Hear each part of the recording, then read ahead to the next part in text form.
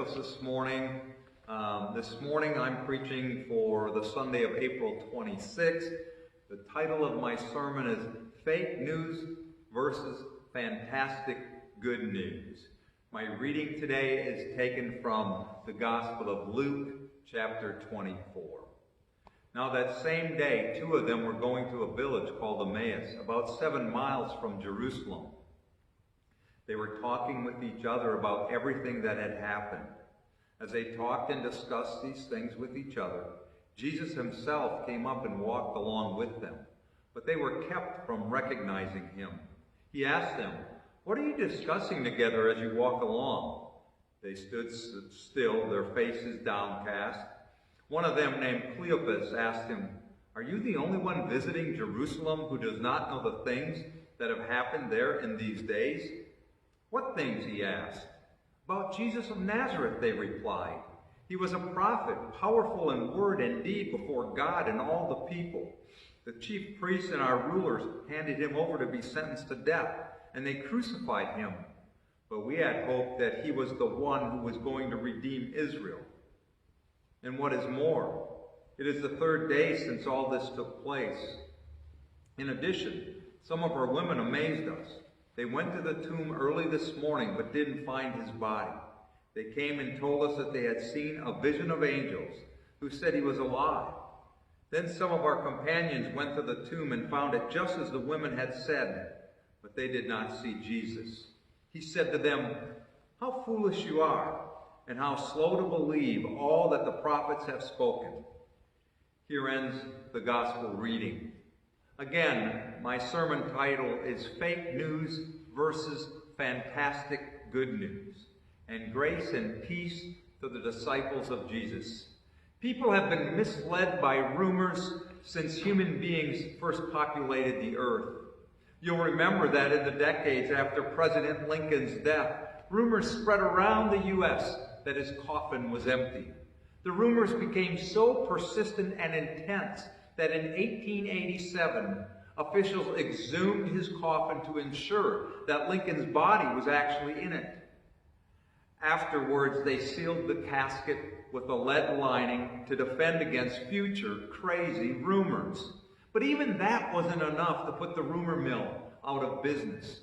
14 years later, officials had to dig up Lincoln's coffin one more time to fight off rumors that he was alive. Afterwards, the coffin was sealed inside a crypt in Springfield, Illinois, where it remains undisturbed to this day. Such rumors usually turn out to be fake news. Only one such rumor has ever turned out to be fantastic good news. Imagine the rumors that got passed around Jerusalem in the days following Jesus' arrest, crucifixion, and resurrection.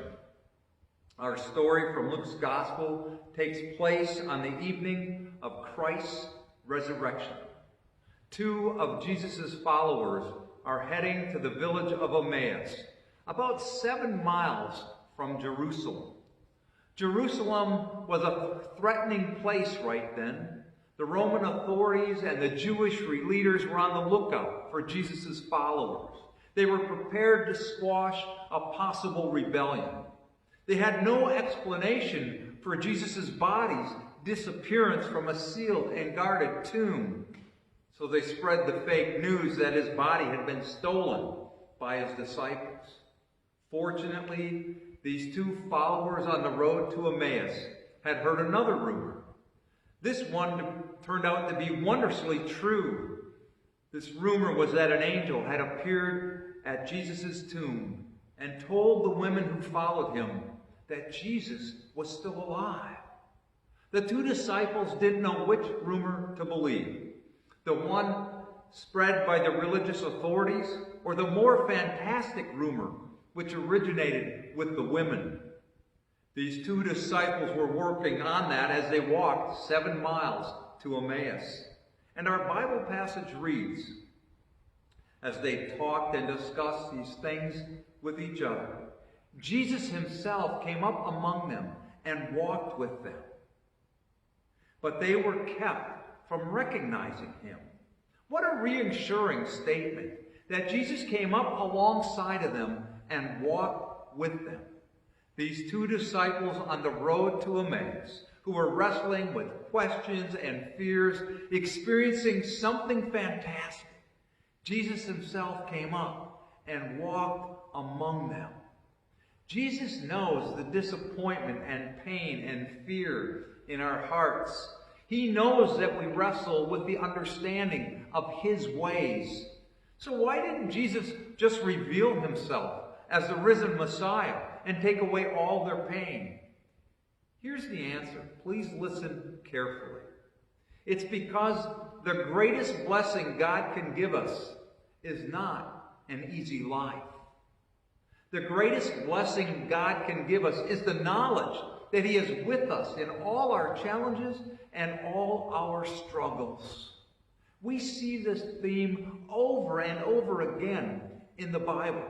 So let me say it again. The greatest blessing God can give us is not an easy life. The greatest blessing God can give us is the knowledge that he is with us in all our challenges and all our struggles.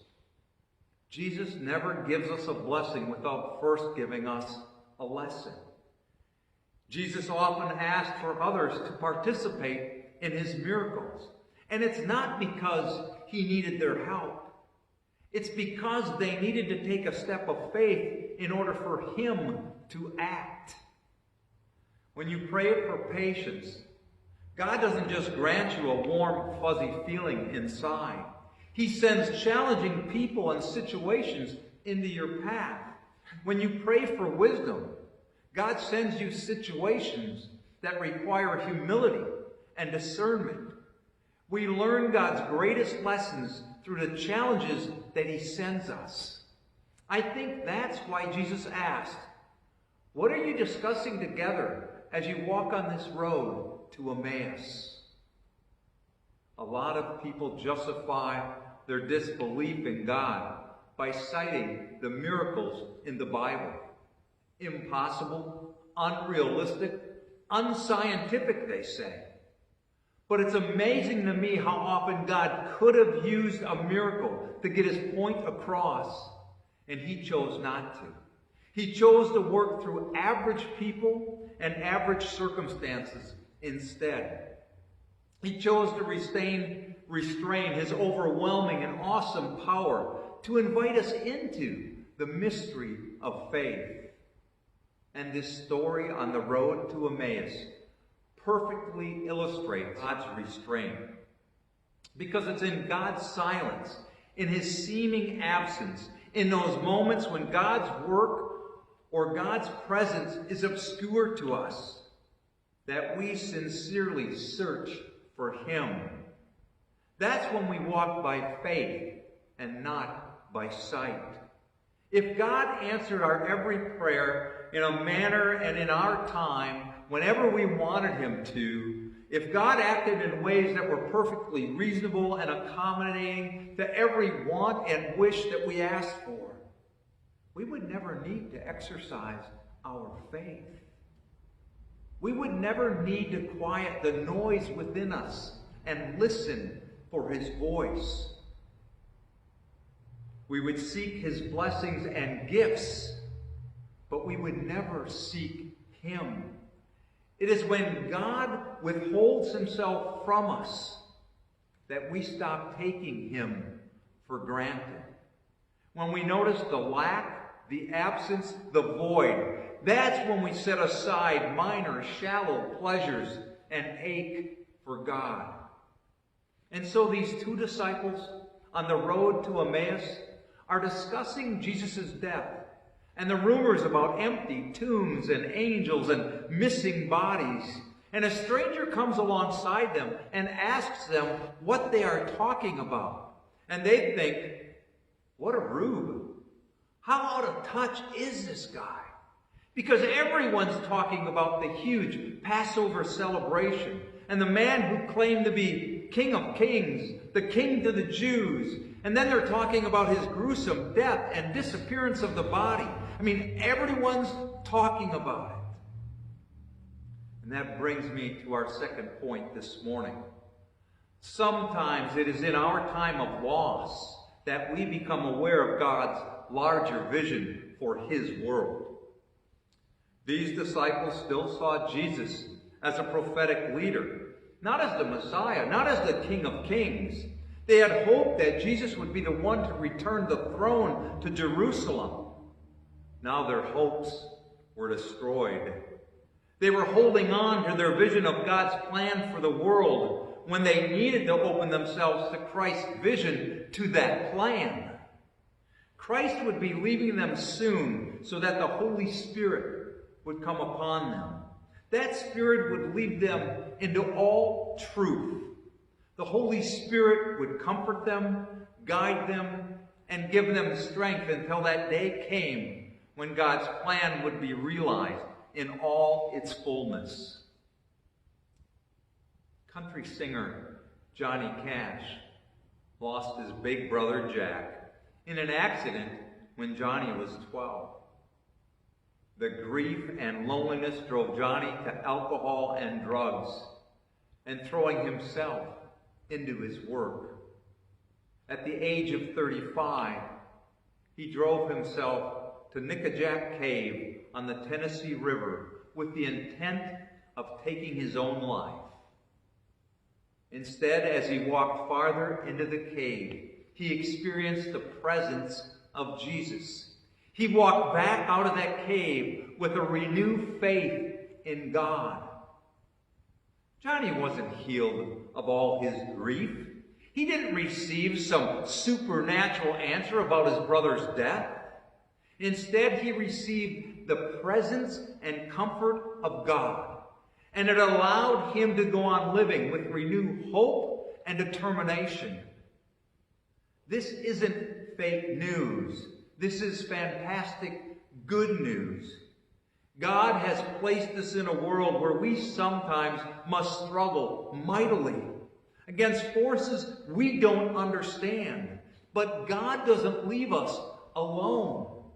God is with us. And if we will let him, God will use those times of struggle to grow into persons who are fit to share eternity with him. And here's the final thing that needs to be said. When you meet Jesus in your struggles and understand the hope he offers, you find the motivation to share that good news with others. No one knows for sure where Emmaus was. It appears that the town itself doesn't exist anymore. But Emmaus doesn't need a physical location. Where is your Emmaus? Where is the place in your life when you were grieving and hopeless, and the presence of Jesus became real to you, and you turned around and went back to share that joy that Jesus gave you through those struggles and challenges with other people you met, and it helped change their life too? That's exactly what the disciples did. They went through times of trial and struggle and persecution after Jesus left them. But through the power of his Spirit, they found a great joy that they too shared with others. They shared it with everyone they met. There's an old Celtic prayer that reminds us that Jesus knows our hearts and brings joy to them, even in our struggles. He knows our disappointments and our heartaches. And that may be why he chose to return to his disciples in such an ordinary state. In the upper room, he showed the disciples his wounds. On the road to Emmaus, he appeared as just an average guy walking along with the two disciples. But each of the disciples experienced overwhelming joy and peace in his presence. And he still promises his presence to us today, wherever our journey takes us. So I'd like to close with this prayer as a reminder that as Jesus sends us out to do his work, he is always with us, always equipping us to do his work. Here's that poem. May the Christ who walks on wounded feet walk with you on the road. May the Christ who serves with wounded hands stretch out your hands to serve. May the Christ who loves with a wounded heart open your heart to love. May you see the face of Christ in everyone you meet, and may everyone you meet see the face of Christ in you. Amen. Thank you for being with us this morning on the internet, and I'll bring another message to you next Sunday. I pray that we can get together worshiping very soon. Be safe. God bless.